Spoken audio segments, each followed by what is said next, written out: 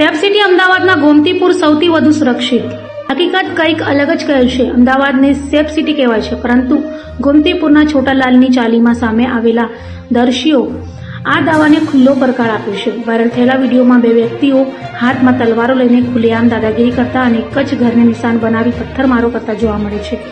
રહેણાંક વિસ્તારમાં આવી રીતે હથિયારો સાથે તોફાન મચાવવું કાયદો વ્યવસ્થાની ગંભીર નિષ્ફળતા દર્શાવે છે. સૌથી મોટો સવાલ એ છે કે આ બધું ચાલી રહ્યું હતું ત્યારે ગોમતીપુર પોલીસ સ્ટેશનના પીઆઈ ક્યાં હતા? લોકોમાં ભય અને રોષ બંને જોવા મળી રહ્યો છે. સેફ સિટીના દાવા વચ્ચે જો રસ્તા પર તલવાર લહેરાય અને ઘરો પર પથ્થરમારો થાય તો જાહેર સુરક્ષાની જવાબદારી કોની? હવે લોકો ગોમતીપુર પોલીસ પાસેથી તાત્કાલિક અને કડક કાર્યવાહી અપેક્ષા રાખી રહ્યા છે.